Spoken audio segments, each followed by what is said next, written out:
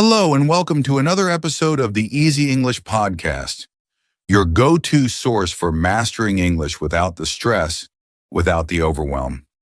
I'm your host in presenter's name, and today we're diving into a topic that I'm sure every English learner can relate to: how to learn English easily. Whether you're just starting your journey with the language or you've been learning for a while and feel stuck, this episode is for you. Today, I'll be sharing insights, tips, and a lot of practical advice that will make your learning process smoother, more effective, and, most importantly, more enjoyable. Before we dive in, I want to take a moment to introduce myself properly for any of our new listeners. My name is Presenter's Name, and I've been teaching English for over a number of years. Throughout my career, I've helped countless students from around the world, just like you, reach their English language goals. And I know from experience that learning a new language doesn't have to be a painful, tedious task. In fact, with the right approach, it can be quite fun, almost like a game.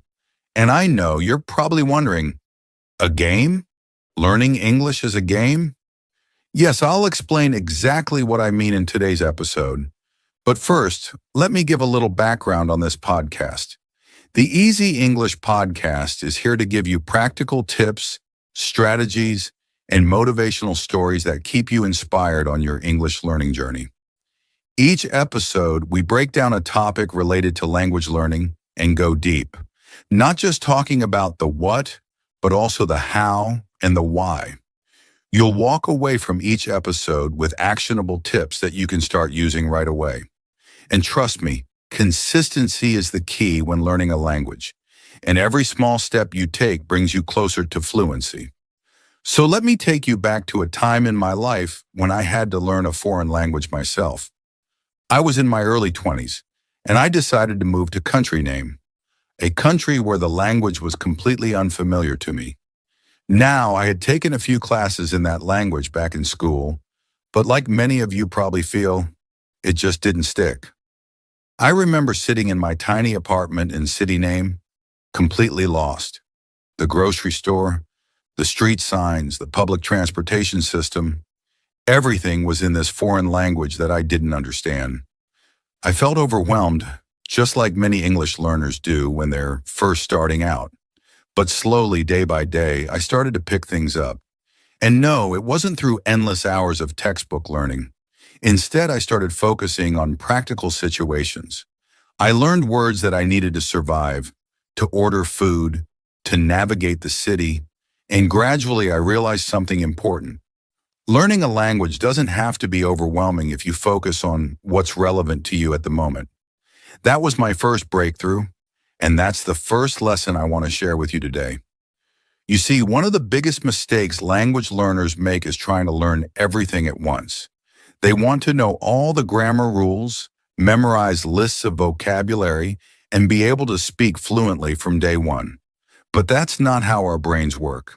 The key to learning English, or any language, is focusing on what's relevant to you at each stage of your learning journey. For example, let's say you're learning English because you want to travel. You don't need to know complex business terms or scientific vocabulary right away. What you need are phrases and words that will help you navigate an airport, check into a hotel, or order a meal at a restaurant. And once you've mastered that, you can start building on it. Here's a concrete example. When I was learning language name, I didn't start by learning all the verb tenses or memorizing hundreds of words. No, I started by learning how to introduce myself.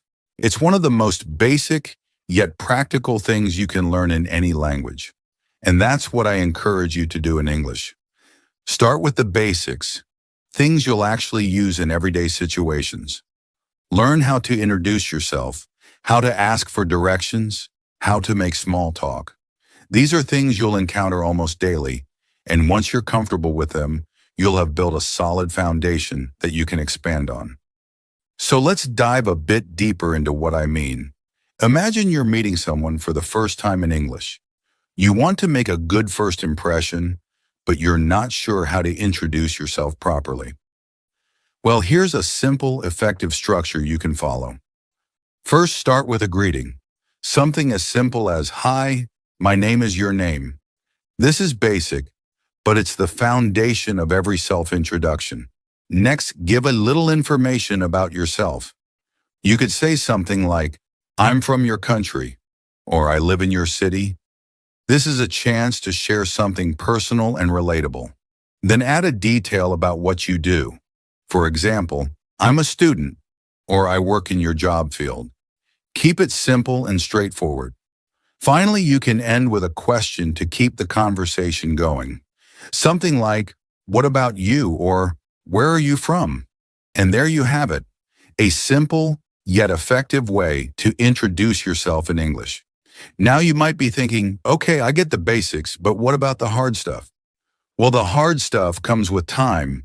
The more you practice these basic interactions, the more comfortable you'll become, and before you know it, you'll be able to have longer, more complex conversations. Now, here's something I really want you to understand. Consistency is everything when it comes to learning English. It's not about how much time you spend in one sitting. It's about showing up every day, even if it's just for 10 or 15 minutes. Research shows that people who practice consistently, even for short periods, learn faster than those who study for hours at a time, but only occasionally. In fact, according to a study published by Research Institution, learners who practice for just 15 minutes a day retain information up to 30% better than those who cram for longer sessions. So let's say you're learning 5 new words a day. That's it, just 5 words. In a month, that's 150 new words. And in a year, that's 1,825 new words in your vocabulary. Imagine how much more confident you'll feel knowing that you've built your English vocabulary step by step, day by day. Here's an example. I once had a student named Student's Name. She was determined to learn English, but she struggled with consistency. She would study for hours one week and then not study at all the next. I encouraged her to adopt a daily routine, even if it was just 10 minutes. Within a few months, her progress skyrocketed. By the end of the year, she had learned over 1,000 new words and was able to hold a conversation in English with ease. Her success wasn't because she studied for hours, but because she showed up every day, no matter how busy her schedule was. So, what's the takeaway from today's episode? First, focus on what's relevant to you. Start with the basics and build your foundation.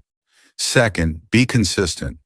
Even if it's just 10 minutes a day, commit to showing up every day. And finally, don't be afraid to make mistakes. Every mistake is a step toward improvement. Remember, learning English, or any language, is a journey, not a destination. It takes time, but with the right approach, it can be an enjoyable and rewarding process. Thank you so much for tuning in to the Easy English Podcast. I hope you found today's episode helpful, and I encourage you to take these tips and put them into practice. If you enjoyed this episode, please consider leaving a review or sharing it with a friend who might find it helpful. And don't forget to subscribe so you never miss an episode. Until next time, keep learning, stay consistent, and remember, you've got this.